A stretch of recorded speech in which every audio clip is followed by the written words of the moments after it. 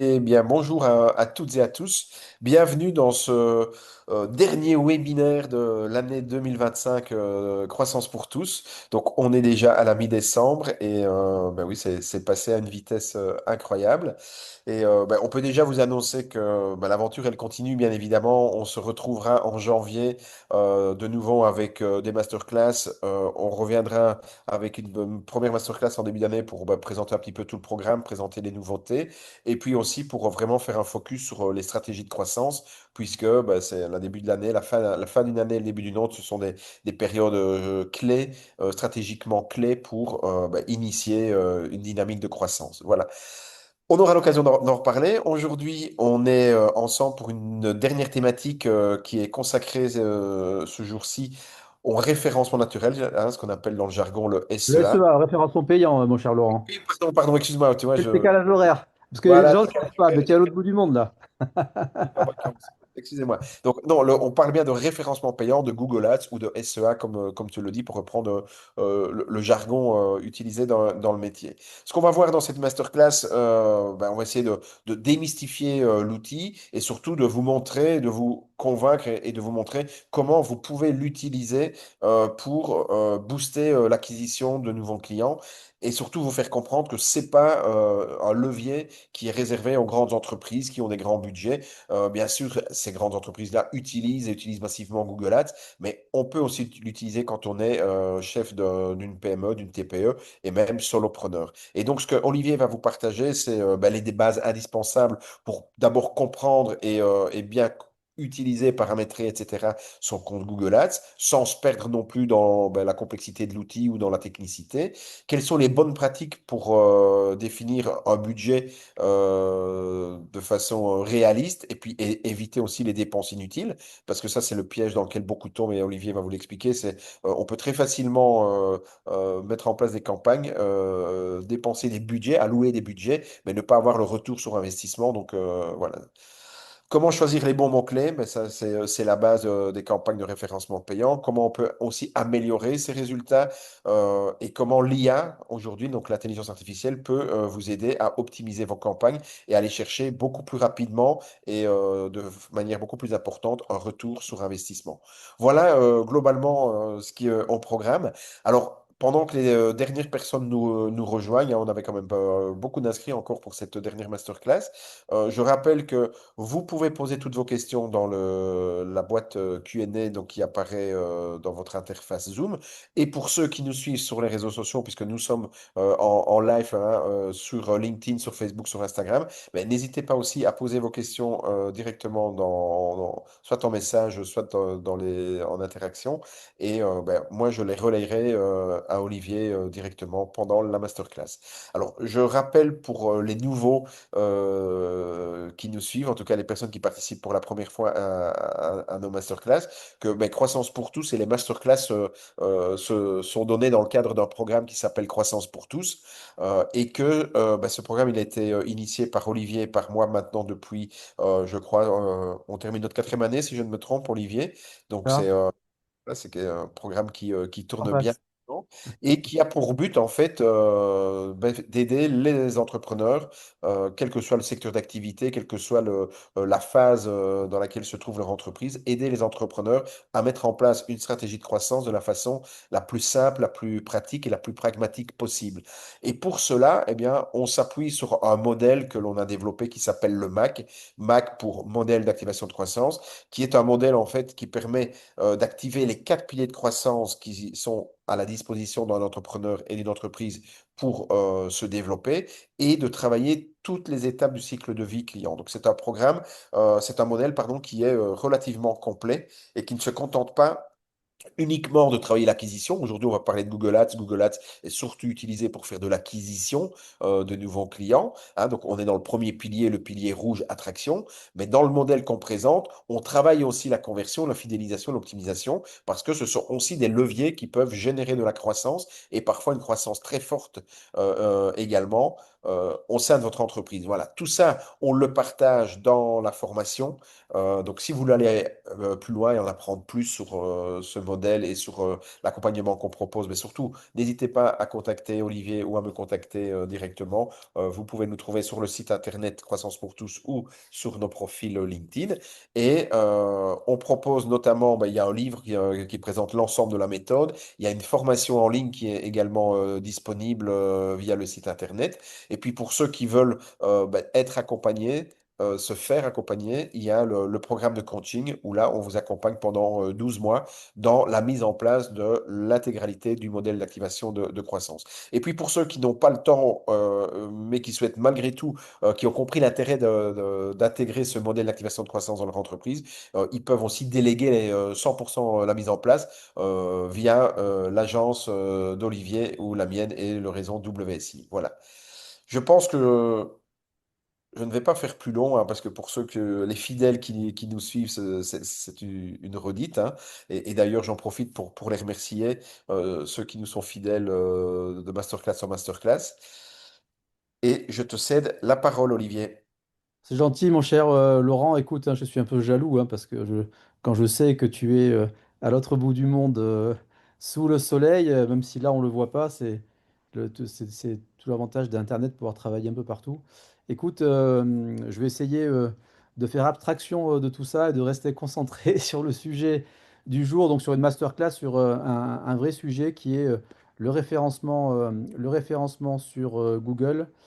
Et bien évidemment, le référencement payant. Alors, je vais ouvrir ma présentation qu'on va retrouver ici. Voilà. Donc, le référencement payant, juste en préambule et pour rappel, Google, moteur de recherche, dès lors que vous avez une activité, un business qui est recherché sur Internet, ah bah, ça vaut le coup d'être présent sur Google hein, parce que bah, tout le but, c'est dès lors dès lors qu'on vous recherche, bah, si votre site web n'apparaît pas en première page de Google, bah, les gens qui ne vous connaissent pas, aucune chance qu'ils viennent vers vous. Donc le référencement, vous avez ce qu'on appelle le référencement payant et on va parler de ça aujourd'hui, le SEA. Hein, c'est les quatre premières places qui sont réservées tout en haut de la première page de Google. Voilà, à comparer avec ce qu'on appelle le référencement naturel. Et on a fait une masterclass il y a d'ailleurs un mois sur le sujet avec notre ami Jean-Philippe, où là, ce sont les résultats qui apparaissent sous le référencement payant, avec notamment la Maps et les résultats de recherche naturelle en bas de la page, et puis dans les autres pages. Voilà, on a parlé aussi, bien évidemment, je vous renvoie à la masterclass d'il y a un mois, d'outils d'IA générative. Hein. On a parlé du GEO parce que ben, de plus en plus de recherches s'effectuent depuis les outils d'IA générative. Donc, ce sont des outils qui vont petit à petit drainer de plus en plus de trafic. Et donc, ça va devenir aussi intéressant pour les annonceurs, hein, les entreprises, d'être visibles sur ces outils, même si aujourd'hui, le très gros de la recherche, en tout cas avec intention d'achat, continue de se faire de Google. D'ailleurs, petite parenthèse à ce sujet, bien évidemment, si le trafic va augmenter sur ces outils d'IA générative, sont dans les tuyaux hein, des régies, de mettre en place des régies publicitaires depuis les outils d'IA générative. Pourquoi pas, Laurent, si en 2026, ces nouvelles régies pub voient le jour, bah, encore une fois, on pourra bien évidemment en parler. De toute façon, c'est toujours la même chanson, le marketing, hein, c'est être présent au bon moment, au bon endroit pour parler aux bonnes personnes. Donc, pas de panique, on est là pour vous accompagner, vous aider. Et lors, si jamais ces régies publicitaires voient le jour, on se fera un plaisir de vous en parler. Alors, sur la partie référencement payant Google Ads, d'ailleurs, juste en préambule, Laurent l'a dit, mais n'hésitez pas à poser vos questions. Laurent a accès au chat et de nous couper. C'est pas du tout des masterclass qui sont descendantes, c'est pas le but du jeu. Et pour ceux qui nous regardent en replay, parce que je sais que vous êtes nombreux, là aussi, n'hésitez pas, si vous avez des questions, une fois que vous visionnez ces vidéos, vous pouvez me joindre directement sur LinkedIn, un message sur LinkedIn. Je réponds pas dans l'heure, mais je réponds de manière systématique. Donc si vous avez des questions, n'hésitez pas à nous contacter, Laurent et moi, pour ceux qui vont nous regarder en différé. Donc Google Ads, le SEA, c'est quoi l'intérêt pour une boîte? Ben, c'est effectivement de faire remonter son site tout en haut de la première page de Google en payant, hein, avec c'est un système d'enchères, je vais y revenir.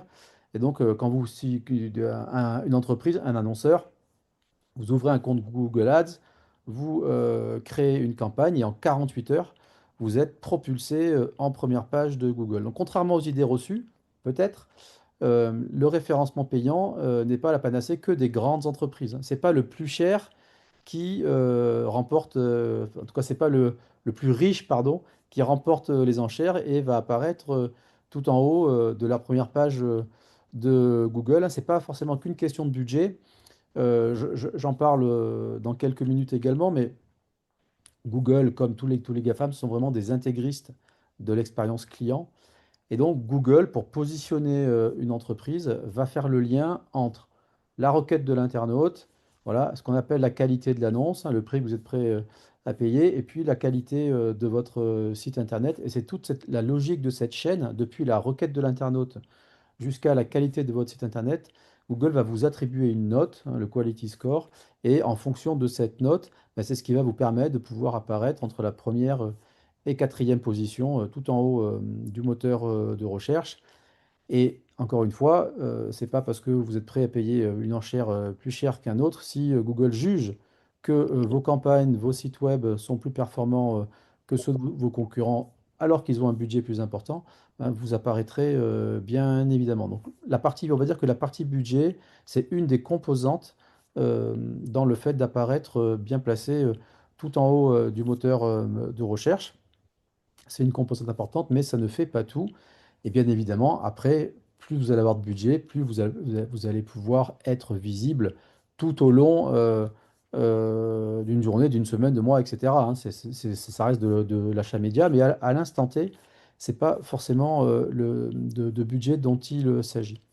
Donc l'idée aujourd'hui, c'est ben, de vous montrer de manière très opérationnelle, et on va rentrer dans l'outil. Alors Laurent m'a dit, attention, faut pas tomber dans une masterclass technique, et il a bien raison, mais je ne peux m'empêcher que de vous montrer quand même comment ça se passe directement dans l'outil pour vous, voilà, pour vous prouver que tout ça, c'est pas que du blabla et qu'aujourd'hui, il y a plein de possibilités qui s'offrent aux annonceurs, même des petites entreprises.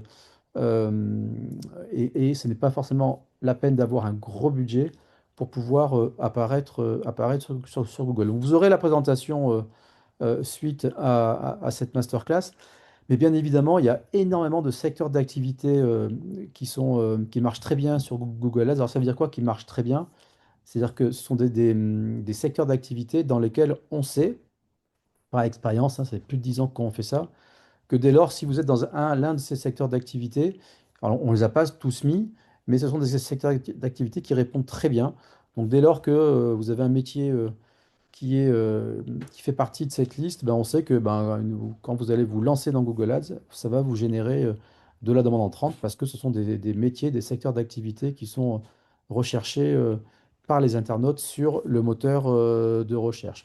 Donc il y a tout ce qui est B2C, e-commerce, bien évidemment, mais en B2B, il y a énormément de secteurs d'activité aujourd'hui où on obtient des résultats très intéressants avec les annonces Google. Alors, peut-être que parmi ceux qui nous écoutent, il y en a déjà qui ont déjà fait l'expérience de Google Ads. Moi, ça m'arrive régulièrement d'arriver chez des nouveaux clients où on me dit, oh là, on a déjà essayé, ça marchait pas, ou ça marche pas bien.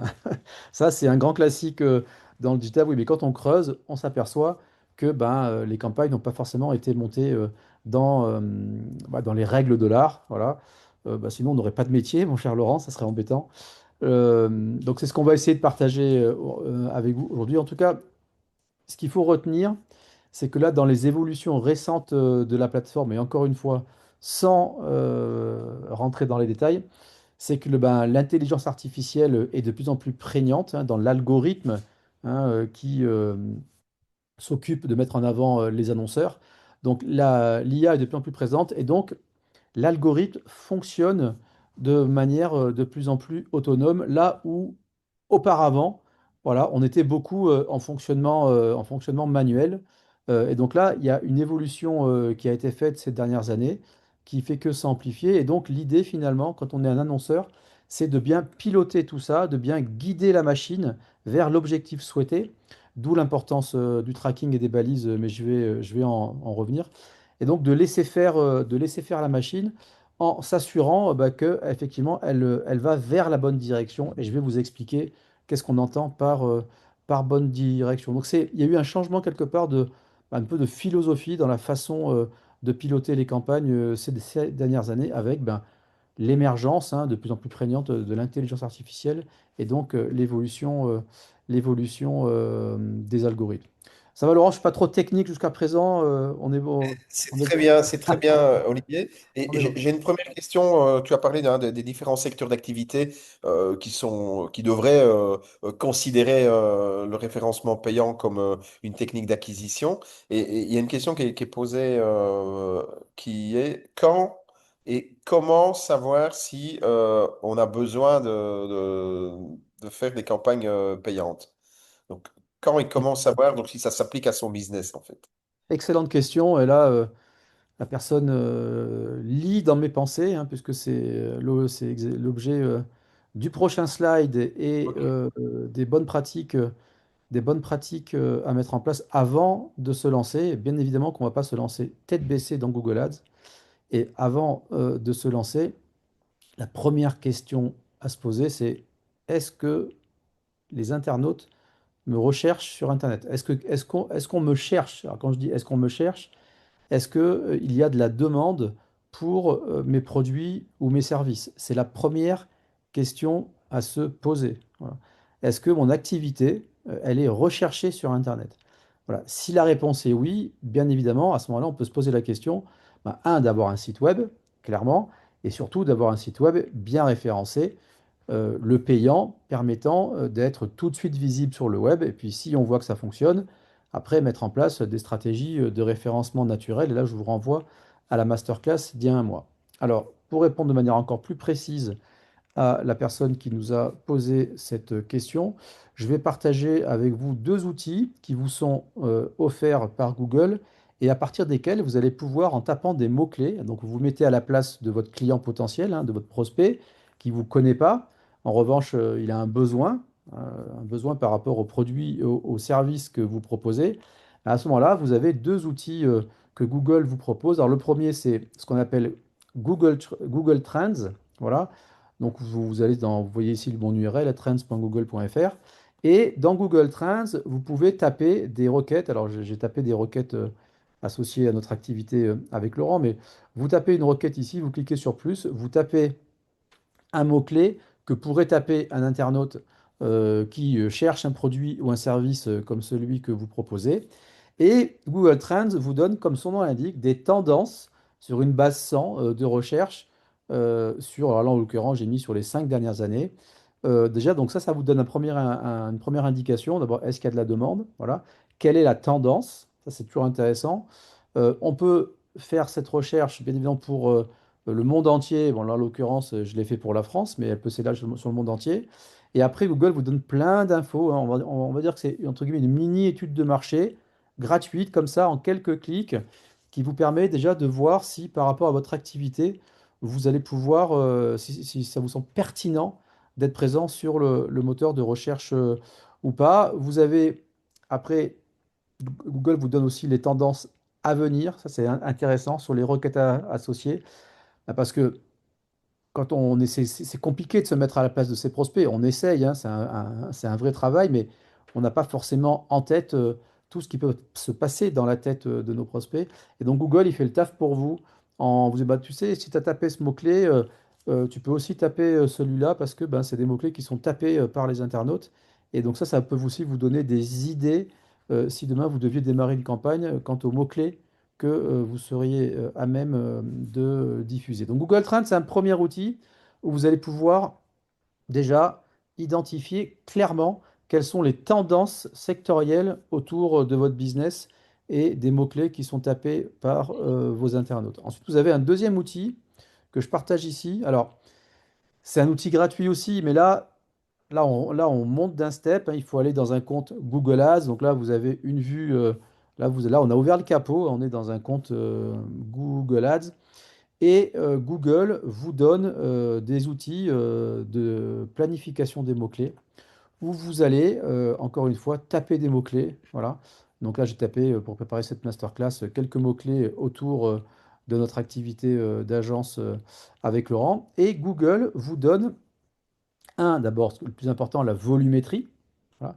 Donc là, tous les mois, je tape agence web. Voilà, je sais qu'il y a à peu près en France entre, comme je sais que c'est en France, c'est ici, mais je pourrais très bien sélectionner un département, plusieurs pays, enfin, la zone géographique que vous voulez. Donc pour la zone concernée, Google, pardon, vous donne, par rapport à un mot-clé, voilà, que vos clients tapent sur Internet, la volumétrie mensuelle associée. Donc en gros, ça vous donne votre marché. Voilà. Agence web, je sais qu'il y a entre 10 000 et 100 000 requêtes par mois en France sur Google. Donc là, moi qui ai une agence, avec Laurent, on a une agence, tout l'enjeu pour moi, c'est ben maintenant comment je fais pour, quand quelqu'un va taper agence web, j'arrive en première position pour que je sois, un, visible et donner envie à la personne de cliquer. Donc ça, c'est un deuxième outil qui vous donne de la volumétrie, mais plus que ça, l'outil vous donne également un prévisionnel. Voilà. Parce que le but de Google, c'est que ça fonctionne pour vous. Parce que si ça fonctionne pour vous, ça fonctionnera pour lui. Bon, et petite parenthèse, nous n'avons pas d'action chez Google avec Laurent, qu'on soit bien. Nous, ce qui nous intéresse, c'est que vos boîtes, elles performent. Voilà.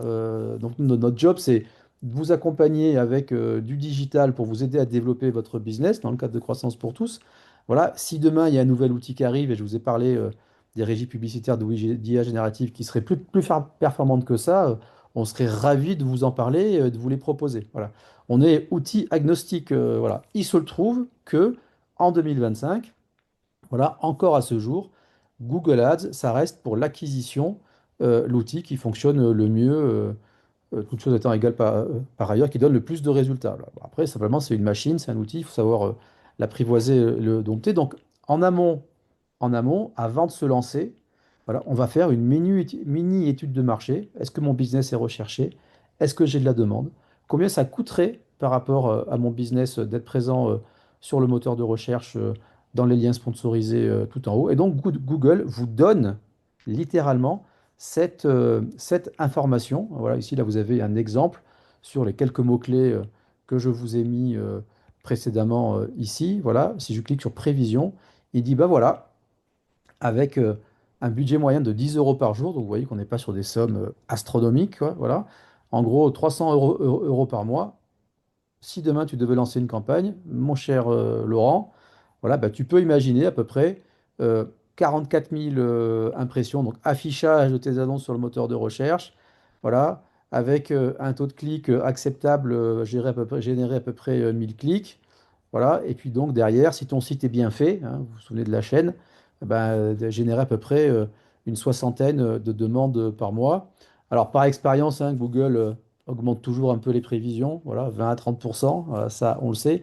Rien ne vaut après la réalité, mais en tout cas, ça vous donne déjà une première estimation, sachant que derrière, après, vous avez des outils variables hein, que vous pouvez générer. Voilà, si vous faites baisser votre taux de conversion, il va aller adapter tout ça, bien évidemment. Donc après, on peut jouer, hein. C'est comme un business plan. Quand vous faites un business plan, vous faites des prévisions. Voilà, vous avez le scénario optimiste, le pessimiste, le scénario optimum. Donc de la même façon, avec Google, en amont, vous allez pouvoir comme ça tripoter un peu la data et voir qu'est-ce que ça pourrait donner pour vous, sachant que, bien évidemment, bah, c'est une fois qu'on a démarré, après qu'on est confronté à la réalité. Donc avant de se lancer, première chose, c'est déjà bien valider qu'il y a une demande pour vous sur Internet. Et là, on vous a montré concrètement deux outils qui vous permettent, un, d'évaluer la demande et deux, d'en faire un premier niveau de prévision. Voilà. Deuxième étape avant de se lancer, c'est votre tunnel de vente. Alors ça peut paraître un peu, j'enfonce peut-être une porte ouverte, mais tunnel de vente, moi j'aime bien parler d'expérience prospect, hein. C'est qu'est-ce que vous allez faire vivre à votre prospect hein, quand vous allez apparaître en première page de Google. Votre prospect, il va cliquer sur l'annonce, il va arriver sur votre site web. Par quelles étapes vous allez faire passer votre prospect pour qu'il ait envie de faire appel à vos produits, à votre service, à votre prestation. Alors, je mets de côté la partie B2C et e-commerce, hein, où on est sur de la vente en ligne, c'est encore d'autres mécaniques. Voilà. On va se concentrer plus sur la partie B2B ou B2B2C. Voilà. Mais typiquement, en B2B, c'est ça. C'est vous vendez du service, par exemple. On sait très bien que personne ne va acheter un service, quel qu'il soit, en un clic. Voilà. Bah, qu'est-ce que je construis sur mon site internet pour créer de la confiance? Voilà, donner envie aux personnes d'en savoir un peu plus, récupérer son email, hein, c'est la clé. On a déjà parlé plein de fois dans ces masterclass, hein.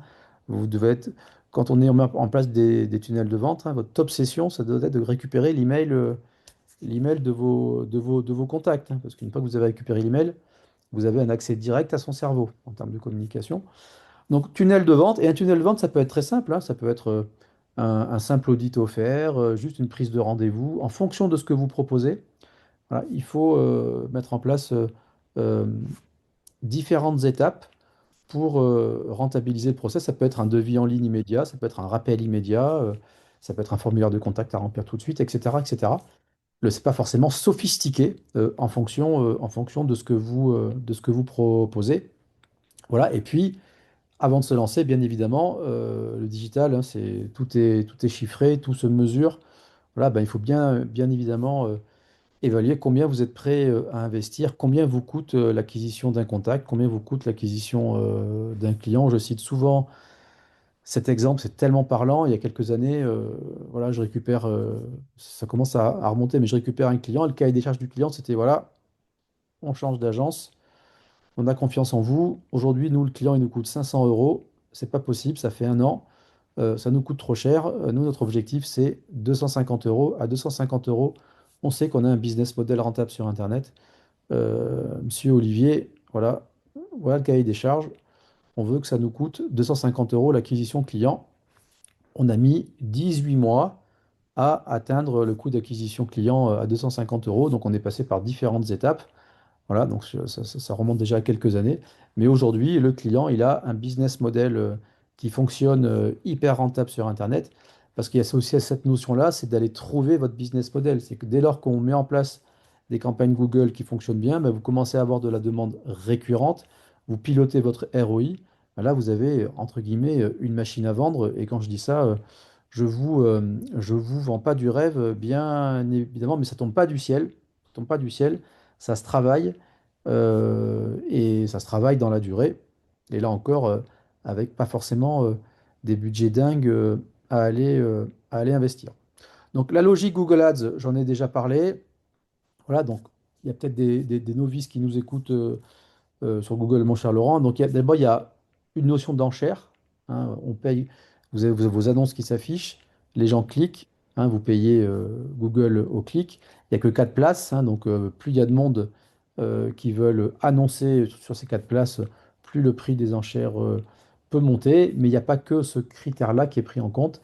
Il y a toute la qualité de votre écosystème. Et Google, il va regarder vraiment la logique de la chaîne entre la requête de l'internaute, la qualité de vos annonces, la qualité de votre site internet, et puis derrière, les conversions que vous allez mettre en place. Donc c'est toute cette chaîne qui est à prendre en compte depuis la requête jusqu'à l'action que vous faites faire sur le site web, sur votre site internet. On est bon, mon cher Laurent? Oui, on est bon. Alors, j'ai une question par rapport au budget. Euh, C'était, voilà, quel est le budget? euh, donc, le meilleur budget ou le budget? Non, attends. Il n'y a Quel pas. est- Alors oui, ça c'est la question qui revient c'est pas le assez. meilleur. Quelle est Oui. la meilleure façon de définir son budget? Comment connaître son budget, en fait? C'est ça la Voilà. question. Alors, comment connaître son budget? Déjà, je vous renvoie ici sur le prévisionnel. Donc déjà, pour connaître son budget, vous avez... Alors déjà, vous pouvez soit faire appel à un spécialiste, on peut vous aider à construire votre budget, mais déjà, avec ce qu'on vous a donné tout de suite, là, vous créez un compte Google Ads. Voilà, vous allez dans l'outil de planification des mots-clés. Vous allez taper des mots-clés à intention d'achat. Voilà, hein, c'est quoi un mot-clé intention d'achat? C'est-à-dire que quand quelqu'un à l'intérieur tape ce mot-clé, ça veut dire qu'il recherche un produit ou un service comme celui que vous proposez. Et en tapant ce mot-clé dans l'outil que vous voyez, que vous avez sous les yeux, Google va vous donner une volumétrie, voilà, avec un niveau de concurrence, avec des estimations d'enchères associées aux mots-clés concernés et derrière un prévisionnel. Voilà, donc déjà là, vous avez une première brique d'information si vous souhaitez apparaître de manière régulière pendant un mois sur les mots-clés que vous avez renseignés. Après, sur le budget, j'ai deux remarques. Le premier, c'est un investissement et ce n'est pas une dépense, c'est littéralement un investissement. Et la première question à se poser par rapport au budget, c'est combien j'investis, combien ça me rapporte. Donc il y a deux KPI clés à connaître quand on fait du Google Ads. Il y a effectivement, j'investis, on va dire, 1000 euros sur un mois. Voilà, ça me génère 100 contacts. Voilà, bah, le contact, il me coûte 10 euros.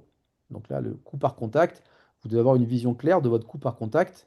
Voilà. Et puis derrière, vous avez une centaine de contacts par mois. Vous en signez 30 de contacts, vous avez 30 nouveaux clients. Ben, ces 30 nouveaux clients, ils vous rapportent combien de chiffre d'affaires? Et donc, vous allez mettre après au regard ce chiffre d'affaires généré versus le montant investi en dépenses publicitaires et ça va vous donner votre coût d'acquisition client. Donc, déjà, il y a cette notion de coût d'acquisition du contact, coût d'acquisition de client. Ça, ce qui est fondamental, hein, quand on lance des campagnes Google, il faut absolument avoir ces deux métriques en tête. Le contact, combien il me coûte, le business, combien il me rapporte. Je vous donne un exemple. Moi, j'ai un client qui fait des constructions de maisons individuelles. Voilà. On génère beaucoup de contacts, on dépense pas forcément des grosses sommes par mois, hein. C'est des budgets qui varient entre 300 et 800 euros par mois, donc c'est des boîtes qui font des millions d'euros de chiffre d'affaires et construisent des maisons. Voilà, donc ça reste des petits budgets, mais quand vous signez un nouveau client, à la maison, c'est 300, 400 000, 500 000 euros, hein. Donc sur des marges qui sont quand même conséquentes, donc tout de suite le ROI il explose. Donc ça va dépendre aussi de ce que vous vendez derrière comme produit ou comme service. Voilà. Donc il faut vraiment avoir à l'esprit ça, donc cette notion de ROI. Deuxième chose que je voulais partager avec vous par rapport au budget, voilà, il faut au moins quand même se donner un peu les moyens sur une période donnée de tester, hein. Le maître mot dans le digital, c'est test and learn. Voilà, donc même si vous avez un budget restreint, on dit voilà, j'accepte pendant 3 mois, 4 mois, 5 mois de faire un test, de mettre un peu de budget pour avoir quand même suffisamment de données, suffisamment de data pour pouvoir en tirer des conclusions. Voilà, donc, et moi j'ai des clients, certains clients, ils mettent 2 ou 3 euros par jour sur Google. Voilà. Donc, c'est des mots-clés qui sont très ciblés, ce qu'on appelle des mots-clés cœur de métier. Mais leur logique derrière, c'est quoi? C'est de se dire, alors on est sur du référencement local, hein. Donc, on est sur de la ville, voire sur la moitié d'un département, quoi. On n'est pas, voilà. Donc, on est vraiment sur du local, mais on est sur un business local. Voilà. Donc, c'est complètement cohérent. Et l'idée qui sous-tend cette logique derrière, c'est quoi? C'est de dire, moi, dans ma zone de chalandise, voilà, dans ma ville, quand quelqu'un tape ce mot-clé, hein, qui est vraiment le cœur de mon activité, moi, je veux apparaître en première page de Google. Je ne peux pas ne pas apparaître en première page de Google, dans ma ville, sur ce mot-clé qui est le mot-clé cœur de métier. Donc, lui, il en a 3 ou 4 de mots-clés, pas plus. Il met 3, 4 euros de budget par jour. Voilà. Mais à chaque fois que quelqu'un va taper ce mot-clé, au moins sa boîte, elle va apparaître. Alors oui, il perd peut-être des opportunités de business s'il a mis plus de mots-clés, de manière plus en requête large, etc., etc. Mais en tout cas, voilà, quand quelqu'un tape ce mot-clé qui est son cœur de métier, il va apparaître. Donc, il peut y avoir des logiques comme ça, voilà. Et puis après, on peut avoir des logiques, on dit, OK, pendant 3 4 mois, 5 mois, je vais plutôt ouvrir les vannes parce que j'ai envie, je crois dans le potentiel de l'outil, je sais que ça va me ramener du business, je sais qu'il y a des concurrents qui le font, ça marche bien. Tiens, ça aussi, c'est un bon moyen, hein. Taper quelques mots-clés pendant qu'on parle sur le moteur de recherche, regardez s'il y a des concurrents qui font des annonces. Ça, c'est un très bon signal aussi de pertinence de l'outil. Et donc la logique peut-être de dire pendant quelques mois, je fais entre guillemets des tests pour aller trouver les bons mots-clés qui performent dans mon cœur de métier. Alors le temps passe, je suis assez prolixe, je vais dire à Laurent qu'on essaierait de faire 145 minutes, mais c'est mal barré. Il est 37. Ouais, mais c'est mission impossible de faire le tour du Google Ads et du référencement payant, C'est sûr. même en 60 minutes, hein. Donc ici, Non, mais je sais. Mais voilà. Donc maintenant que je pense que vous avez quand même bien compris la logique, pourquoi ça pourrait être intéressant pour vous, on a vu les secteurs d'activité aussi. Donc là, l'idée, c'est d'être très très opérationnel, soit pour ceux qui souhaiteraient démarrer, soit pour ceux qui peut-être font déjà du Google Ads, et j'espère que ça va vous donner quelques pistes d'optimisation. Ou si demain, vous faisiez appel à un prestataire, à une agence, hein, alors on serait ravi de vous accompagner avec Laurent, mais si vous faites appel à une prestataire déjà, au moins, avec ce que je vais vous montrer, ça va vous permettre de bien cadrer la prestation et de s'assurer que le travail est correctement fait. Contrairement aux idées reçues, voilà, bah, parfois on a des mauvaises surprises, même en passant par une agence. Donc les 6 erreurs à éviter. On aurait pu en mettre plus, hein, mais on a voulu se concentrer avec Laurent sur les principales. Donc la mauvaise étude de marché, mots-clés mal choisis, bien évidemment. Je ne vais pas revenir dessus parce qu'on en a quand même déjà bien parlé. Vous avez des outils qui vous permettent de bien bien cibler vos mots-clés.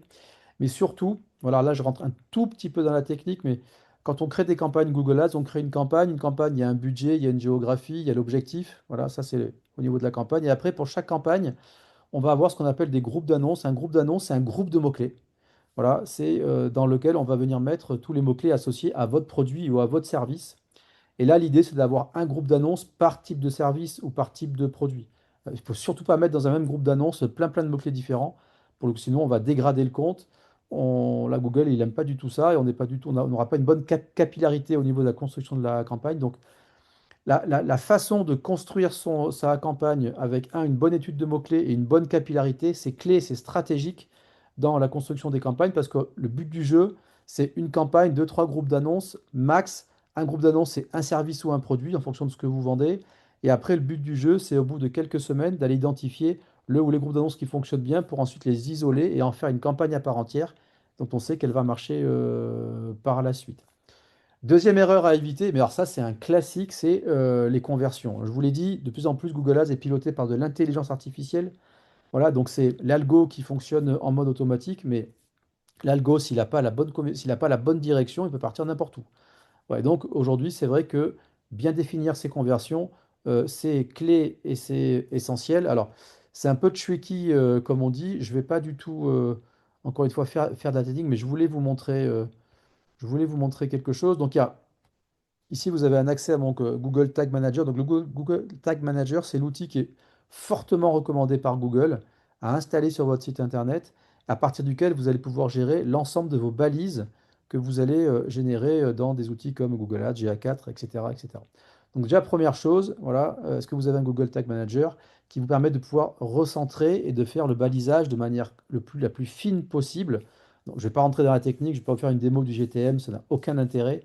Mais en tout cas, sachez que voilà, il faut passer par le Google Tag Manager pour bien baliser votre site dans les règles de l'art, tel que c'est préconisé par Google.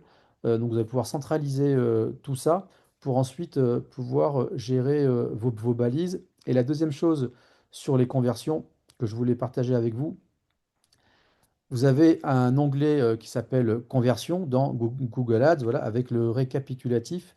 Et souvent, comme vous pouvez le voir ici, Google va vous créer des conversions en mode automatique. Voilà. Et ces conversions en mode automatique, ben, si on ne fait pas attention, elles sont créées automatiquement par Google. Et très souvent, bah, du coup, quand on crée une campagne, l'algo, il va avoir plusieurs conversions pour une même campagne. Et ça, il n'aime pas. Voilà. Et donc, ce qu'il faut absolument faire quand on crée des campagnes dignes de ce nom, c'est de créer ce qu'on appelle des objectifs personnalisés. Voilà, donc on vient créer, et j'arrête là pour la technique, je ne vais pas rentrer dans le détail, mais on vient créer des objectifs personnalisés qui permettent, comme son nom l'indique, de pouvoir bien paramétrer vos campagnes par rapport à un objectif donné. Donc là, vous voyez à l'écran, on est sur les paramètres d'une campagne, voilà, avec l'objectif de conversion, où on vient renseigner l'objectif de conversion qui a été personnalisé, donc qui a été, dit autrement, créé de manière spécifique pour la campagne concernée. Alors, c'est quoi une conversion dans une campagne? Ça peut être, c'est remplir un formulaire, ça peut être un appel téléphonique, alors, si on fait du B2B, une création de compte, ça peut être une valeur de conversion, et après, il y a le champ est multiple. Mais retenez l'idée, voilà, qu'il faut avoir un balisage et des conversions qui soient le plus léché possible, parce que ça, c'est une des clés de succès dans la création de la campagne, si on veut que l'outil fonctionne de manière pointue pour vous. Et franchement, voilà, vous seriez surpris de voir le nombre de comptes qui sont très mal paramétrés euh, encore aujourd'hui. Troisième erreur, donc j'ai un business qui est recherché sur Internet. J'ai lancé mes premières campagnes Google Ads. J'ai mes balises. Les premières conversions remontent. Tout ça fonctionne très bien. Maintenant, la question, ça va être ben, comment je fais pour améliorer et optimiser tout ça. Donc, troisième erreur à ne pas commettre, c'est de laisser faire le truc tout seul. Ben non, ça marche pas tout seul. Parce qu'une fois qu'on a fait ça, si ça marchait tout seul, ça se saurait. Voilà. Et donc, il y a un vrai boulot de suivi et d'optimisation à faire, alors au début tous les jours, clairement. Et puis après, au fil de l'eau, au moins 2 fois par semaine, hein, ça va dépendre de votre activité, de la concurrence, etc., etc. Et parmi les optimisations à faire, on travaille beaucoup sur le contenu. Parce qu'en travaillant sur le contenu, c'est ce qui va vous permettre de pouvoir bien guider l'algorithme vers les requêtes et les mots-clés qui vous intéressent et qui font sens pour votre business. Voilà. Donc il faut guider l'algo vers le contenu qui fait sens pour votre business. Et pour ça, voilà, pour ça, vous allez optimiser les mots-clés. Alors là, on est sur un compte. Donc optimiser les mots-clés, ça veut dire quoi? Ça veut dire, donc là, vous voyez des mots-clés. Donc c'est des mots-clés qu'on a mis en dur dans Google Ads en disant à Google, ben voilà, quand quelqu'un tape ces mots-clés, on veut que tu t'affiches. Mais c'est plus fin que ça parce que Google, il va afficher l'entreprise, pas forcément quand ces mots-clés sont tapés, mais quand des mots-clés similaires ou des expressions similaires sont tapées. Et donc, ce qui est intéressant, en fait, c'est d'aller voir derrière chaque mot-clé ce qu'on appelle les termes de recherche. Hein. Donc, les termes de recherche, ce sont littéralement les requêtes qui ont été tapées par les internautes et qui ont déclenché l'affichage des annonces. Voilà. Et donc, c'est en allant identifier les termes de recherche tapés par les internautes que là, on peut vraiment se confronter à la réalité du business, à la réalité du terrain, et donc, au fil de l'eau, aller enlever les termes de recherche parasites, voilà, qui sont éloignés de notre business, voilà, mais qui déclenchent quand même l'affichage des annonces. Parce que vous ne voulez vous afficher, vous voulez payer uniquement par des termes de recherche qui sont vraiment alignés avec le produit ou le service que vous vendez. Voilà. Donc ça, c'est un travail qui est hyper important à faire d'optimisation pour guider l'algo vers le contenu et les requêtes qui servent votre business. Je vois Laurent. J'ai une question, Olivier. Hein. Donc, tu viens de parler de l'importance d'optimiser régulièrement les campagnes pour améliorer la performance. J'ai une question justement par rapport à la performance. J'ai Stéphanie qui demande donc, quel est le meilleur indicateur pour savoir si une campagne fonctionne vraiment quand on débute? Ah bah, le meilleur indicateur, c'est le business. Le, vous avez, non, mais je me Tu en as permets, hein. parlé, tu as parlé du retour sur investissement, Ouais. etc. Mais ici, Voilà. je pense que la question, c'est plutôt dans l'outil Google Ads.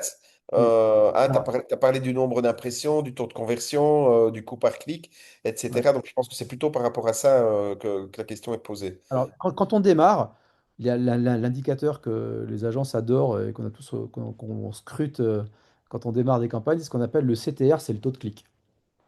C'est-à-dire que, en gros, vos annonces, elles vont s'afficher 1000 fois dans le moteur de recherche. OK? Sur un mois, elles s'affichent 1000 fois. OK, mais elles s'affichent. Mais vous, ce que vous voulez, c'est qu'elles soient cliquées, vos annonces. Voilà. Parce que si elle n'est pas cliquée, il n'y a personne qui vient sur votre site internet. Donc ça vous fait une belle jambe qu'elle soit affichée. D'ailleurs, je dis au passage que si elles s'affichent, vous payez. Tant qu'elles s'affichent et qu'elles ne sont pas cliquées, vous payez rien. Bon. Donc elles sont affichées, en tout cas pour les campagnes de search, hein, pas pour d'autres campagnes d'affichage. Bon, on ne va pas commencer à Euh, s'éparpiller sur les campagnes Restons classiques. simples. Voilà. Bon. Elle s'affiche. Après, nous, ce qu'on regarde, c'est le taux de clic. Donc, le taux de clic, c'est le nombre, c'est en pourcentage, le nombre de fois où vos annonces vont être cliquées et donc rediriger l'internaute vers votre site internet. Donc, le taux de clic, c'est le premier KPI et donc là, il est en lien direct avec la qualité de vos annonces. En tout cas, le lien prégnant entre la requête de l'internaute et la qualité de votre annonce. Voilà. Et je vais vous montrer dans quelques minutes comment augmenter votre taux de clic. Donc le CTR, le click-through rate, le taux de clic, c'est le premier indicateur clé qu'on regarde. Et suivant les métiers, etc. Mais l'idée, c'est premier palier à 5%, à 8, passer la barre des 10. Et en B2B, quand on est sur des métiers niches, on arrive parfois à des taux de clic à 15, 20, 25%, hein, voilà. Le, mais voilà, donc là, c'est le taux de clic. Et après, le deuxième indicateur, si je vais plus loin, bah, effectivement, c'est le taux de conversion. C'est-à-dire qu'une fois que je commence à avoir du trafic qualifié, alors c'est quoi le trafic qualifié? C'est du trafic voilà, qui provient de mots-clés qui sont cœur de métier pour mon activité. Et donc, si derrière, après, on va regarder le taux de conversion, c'est quelle est l'action que je souhaite faire à l'internaute sur mon site internet. Voilà, remplir un formulaire, m'appeler, prendre un rendez-vous, télécharger un guide. Bon, si c'est du e-commerce, acheter mes produits, bien évidemment. Voilà, donc taux de conversion. euh, Donc ça va être le deuxième indicateur qu'on va regarder. Sachant qu'après, derrière, ben, quand vous commencez à éduquer votre algorithme sur les conversions, après, on peut changer de stratégie d'enchère et basculer sur des stratégies d'enchère dédiées au CPA. Enfin, moi, je ne vais pas rentrer dans les détails là encore, mais voilà. Donc, taux de clic, quand on débute, concentrez-vous sur le taux de clic. Quatrième erreur qu'on observe souvent, c'est ce qu'on appelle l'absence de mots-clés négatifs. Je te coupe, Olivier, parce que elle insiste avec la question et donc elle demande à quel moment peut-on dire que la campagne marche ou ne marche pas par rapport à cet indicateur. Donc, Bah, tu as parlé du CTR, pas un premier indicateur à suivre, à monitorer, mais c'est quoi un bon score? C'est 2, c'est 5, c'est 10 Alors, dans, alors, en le CTR, pourcentage? alors, le premier palier visait 5%. Bon, déjà, vous allez démarrer, vous lancez, vous regardez ce qui se passe. Donc, vous faites le travail d'optimisation dont on vient parler et vous regardez l'évolution de votre CTR les premières semaines. Sachant que l'algo, il lui faut quand même un peu de temps avant de comprendre ce qui se passe, hein. C'est de l'IA, donc il faut l'entraîner. Voilà, 3 semaines, un mois. Donc, on l'entraîne en optimisant. Et là, vous allez voir petit à petit votre CTR grimper. Donc, si vous voulez un chiffre, tout de suite, déjà visez 5%. Voilà, ça, c'est un premier palier. Après, vous avez un deuxième palier à 7-8%, troisième palier à 10%. Et quand vous allez arriver euh, sur ces chiffres-là, bah, vous allez commencer forcément à générer de la demande pour votre activité, puisque c'est étroitement lié. Qualité du compte égale derrière trafic qualifié. Si le site est bien fait, avec des landing pages qui tiennent la route, ça va commencer à générer des résultats. Voilà. Si on voit qu'on est sur des taux de clics qui restent très bas, ben, il faut peut-être retravailler le contenu, retravailler les annonces, les élargir. On va parler des composants dans quelques minutes. Voilà.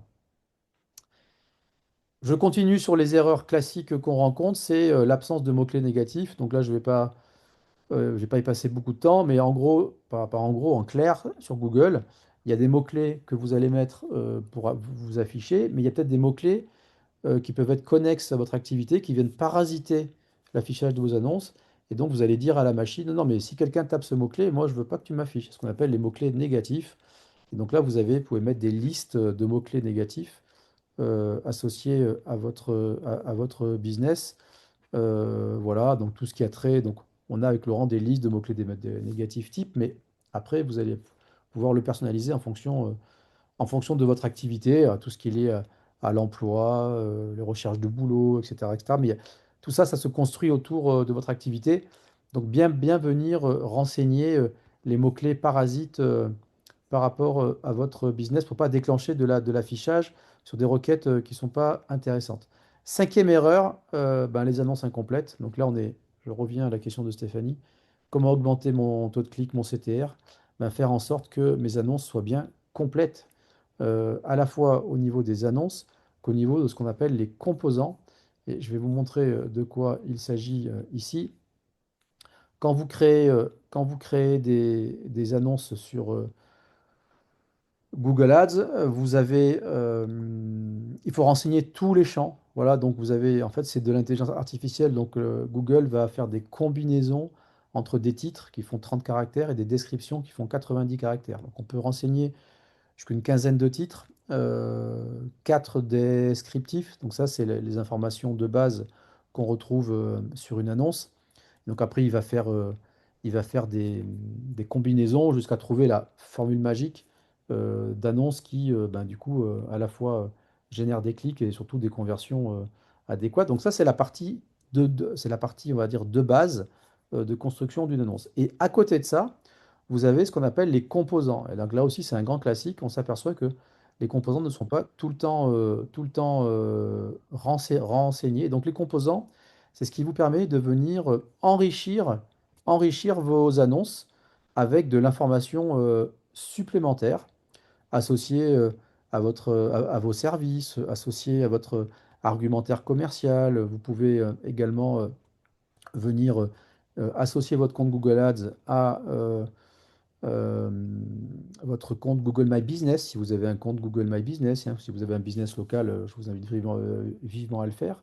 Donc vous avez tous ces composants et vous voyez qu'ils sont nombreux, hein. Voilà, si vous avez un site internet, avec d'autres pages sur votre site internet, ben, vous avez ce qu'on appelle les liens annexes que vous allez pouvoir renseigner. Voilà, si vous avez un site qui est assez pauvre, avec 100 formulaires, ben, vous pouvez venir rajouter des formulaires directement dans Google Ads. Voilà, les numéros de téléphone à venir renseigner, bien évidemment, directement depuis les annonces. Bref, vous avez compris l'idée.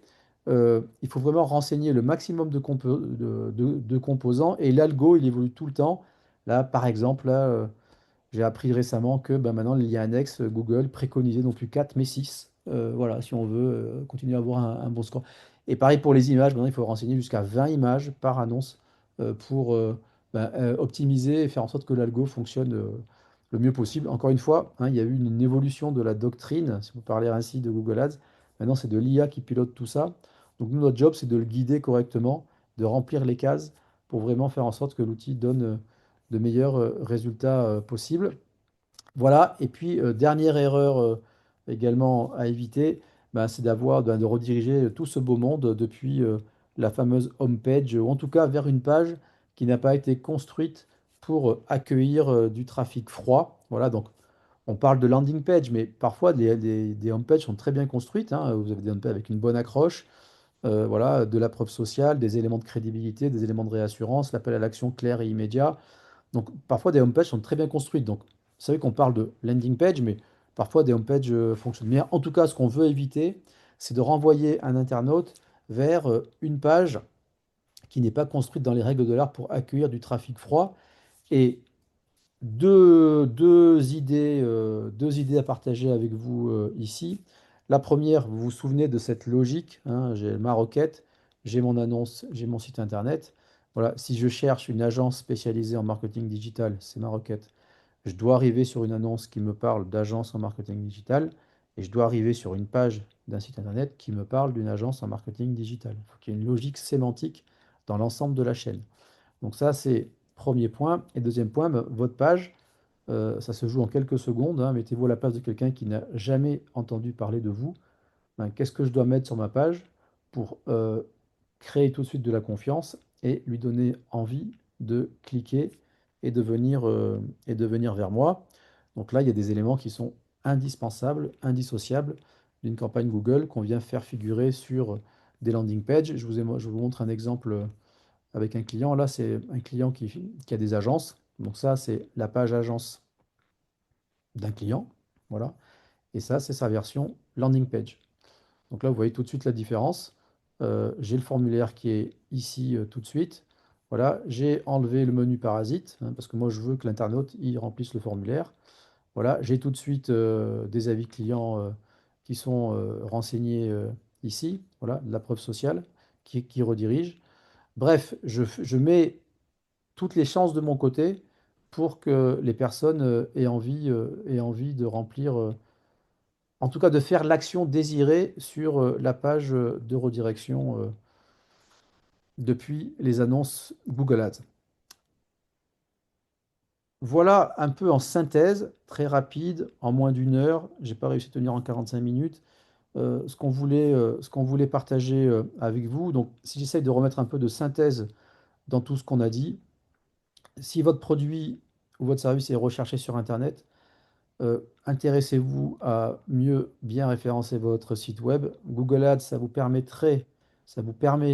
de pouvoir apparaître tout de suite en première page de Google, là où le SEO bah, demande des efforts et ça prend beaucoup plus de temps, bien évidemment.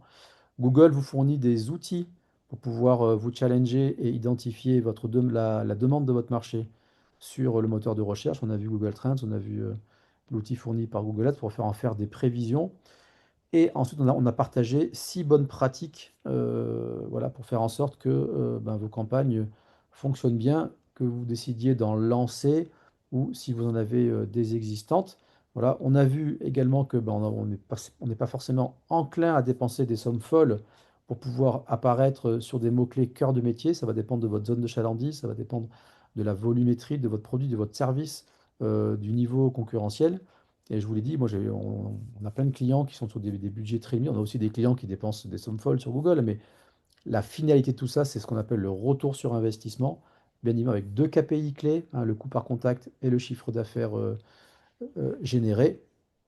Et à partir de là, quand ben, vous, petit à petit vous trouvez votre business model, ben, c'est ce qui vous permet dans la durée ben, d'asseoir votre visibilité. Et c'est vrai qu'on en a allez, on en a parlé à demi-mot, mais une fois que vous avez trouvé votre business model sur le moteur de recherche, eh ben là, va ensuite se poser la question pour vous de pérenniser la stratégie, de petit à petit de réduire la dépendance au budget en venant consolider vos positions en référencement naturel.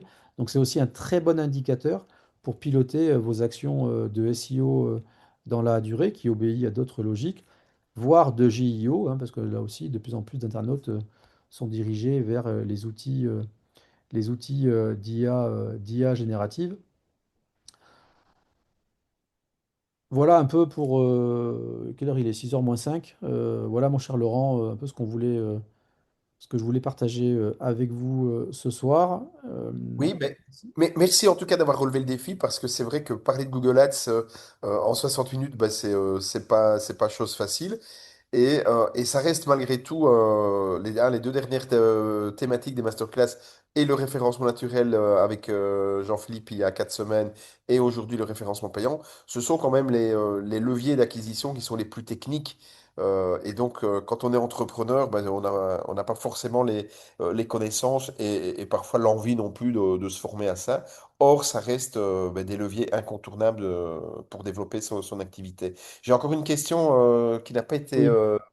traité qui est posé par Isabelle, qui demande en fait comment faire pour supprimer son compte en fait. À partir du moment où on crée un compte Google Ads, est-ce que ça peut se supprimer? Et c'est vrai que ça, on n'a pas expliqué qu'on peut à tout moment mettre en pause une campagne, qu'on peut Ah activer oui, ça du on-off. Je veux dire, un jour c'est en ligne, le lendemain on peut mettre en pause. Donc ça c'est déjà quelque chose qui font dire. C'est pas parce qu'on crée une campagne que ben, on met le doigt dans un engrenage et qu'on doit payer non. tous les jours enfin, sans fin.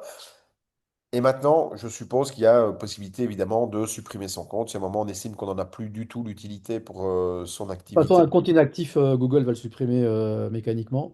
Voilà. Donc, j'ai plus la date en tête, mais dès qu'il y a un compte qui est sans activité, il est supprimé. Et quand vous, en termes de maîtrise de son budget, effectivement, une campagne, en un clic, vous cliquez sur, vous la mettez en pause. Et quand vous démarrez, et quand vous créez des campagnes, vous avez aussi un budget. Le budget, il est capé, hein, donc vous mettez un budget journalier, et ce qui vous permet aussi de maîtriser. Donc, c'est pas la roulette russe Google Ads, hein, tout est maîtrisé, piloté, c'est vous qui avez la main. Et en un clic, vous mettez en pause une campagne et tout s'arrête, hein, voilà. Donc c'est à la fois tout s'arrête et puis on est très vite visible, hein, ça marche dans les deux sens. Et d'ailleurs, j'en ai pas parlé, mais les campagnes, elles vivent aussi au rythme de l'actualité commerciale d'une entreprise. En fonction de son actualité commerciale, ben, on va pouvoir accélérer, ralentir. Voilà, tout ça n'est pas linéaire. En tout cas, ce qui est important, c'est que dès lors qu'on voilà, commence à générer de la demande sur Google Ads, donc ça veut dire qu'on a éduqué l'algo, ça fonctionne bien. Si on est parce que ben voilà, là c'est les fêtes de Noël qui approchent, on a moins envie de travailler. Plutôt que de couper, nous on conseille toujours de mettre un budget minimum. Voilà, on met 1 € par jour, 30 € par mois. Mais au moins l'algo il continue, il perd pas tout ce qu'il a appris précédemment. Voilà.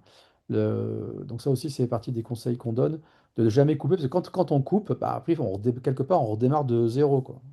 Donc il faut, il y a toujours une inertie de rééducation d'algo et voilà. Oui. Alors, j'ai un spectateur anonyme qui demande justement par rapport à la suppression du compte. Je suis sur Google Ads sans avoir rien demandé et je ne veux pas. Je n'ai rien créé, rien demandé. Les avis Google me sont plus nocifs que bénéfiques. Là, je pense qu'il y a confusion. On ne parle pas de Google Ads. Les avis Google, vous ne pouvez pas faire de la publicité Google Ads si vous ne créez pas vous-même personnellement votre compte, si vous ne reliez pas votre carte bancaire à votre compte pour que Google puisse débiter les clics, etc. Donc ça, c'est ce dont on a parlé aujourd'hui, c'est Google Ads, création d'un compte publicitaire. C'est automatiquement fait manuellement par vous, ou par une agence qui le fait pour vous, etc. Mais Google ne crée pas de compte automatiquement pour le client. Je pense que ce que ce spectateur anonyme mentionne, c'est les avis. Donc, il parle de sa page Google Business Profile, donc qui est sa page entreprise sur Google, qui peut apparaître notamment dans Google Maps, notamment dans les résultats de recherche hein, sur le moteur de recherche géolocalisé. Et ça, effectivement, Google peut créer les pages sans vous demander votre autorisation. Après, vous avez la possibilité de revendiquer la propriété de l'établissement ou de l'entreprise en question. Et à partir de ce moment-là, vous avez la main, vous accédez au panneau de configuration et vous pouvez modifier, etc., quoi. Voilà. Mais donc, c'est bien deux choses. Voilà, c'est important peut-être de préciser parce que peut-être qu'il y a d'autres personnes pour qui c'était peut-être pas suffisamment clair. Mais ici, on a parlé de Google Ads, on n'a pas parlé du tout de l'outil Google Business Profile ou Google My Business, quoi. Complètement, complètement. On est bon, mon cher Laurent? Ouais, ouais. Et alors, juste pour répondre à cette personne-là, parce que elle continue dans le chat, là, dans le Q&A, les questions. En fait, vous pouvez pas empêcher, à partir du moment où votre fiche existe sur Google, vous ne pouvez pas empêcher quelqu'un de laisser un avis sur vous. Oui, Voilà, sauf vous avez après qu'il affiche, quoi. la possibilité de répondre à l'avis sur Google, évidemment, mais vous ne pouvez pas empêcher quelqu'un de laisser un avis sur vous. Voilà. Malheureusement ou heureusement, je ne sais pas ce qu'il faut dire. Voilà. En tout cas, je te remercie Olivier d'avoir relevé le défi de démystifier un petit peu Google Ads et le référencement payant pour nous et de clôturer la saison des masterclass sur cette thématique. Alors, on vous donne rendez-vous évidemment l'année prochaine. On reviendra vers vous à partir de début janvier avec une communication pour annoncer les nouveautés et les prochaines masterclass, etc. D'ici là, n'hésitez pas, si vous en avez raté l'une ou l'autre, ou s'il y a des thématiques que vous voulez approfondir, vous pouvez retrouver les replays de toutes les masterclass de cette saison 2025 et des années précédentes sur la chaîne YouTube Croissance pour tous. Vous pouvez retrouver le lien d'accès à la chaîne YouTube également sur le site internet Croissance pour tous. Donc c'est gratuit, allez-y, c'est open bar. Et pour le reste, eh bien, moi je te souhaite de joyeuses fêtes de fin d'année, Olivier, et puis à vous toutes et à vous tous également. Profitez bien de cette période pour lever un peu le pied, passer du temps avec les personnes qui vous sont chères, célébrer les résultats, voilà, qu'ils soient à la hauteur. C'est vrai, parce Ouais, qu'après ça redémarre à zéro. voilà, voilà, exactement. Mais voilà, qu'il soit à la hauteur des attentes, qu'il soit au-delà ou en deçà, peu importe. Prenez le temps de célébrer, voilà, les joies de la vie d'entrepreneur. Et puis, comme tu le dis très bien, Olivier, au 1er janvier, les compteurs retombent à zéro et c'est reparti pour 12 Ça mois, fait des années que ça dure, on a voilà, l'habitude. 365 jours. Et on aura le plaisir de se retrouver de nouveau pour des masterclass sur des thématiques de marketing, d'entrepreneuriat, d'intelligence artificielle, etc. En tout cas, un maximum de choses utiles et aidantes pour l'entrepreneur Et qui si vous veut. avez des sujets que vous souhaitez qu'on traite en priorité, entre guillemets, n'hésitez pas, vous nous passez un mail, un message sur LinkedIn, on sera ravis de relever le défi. Merci Laurent. Parfait. Merci à À tous. tout le À monde. très bientôt. Au revoir. Merci. Au revoir.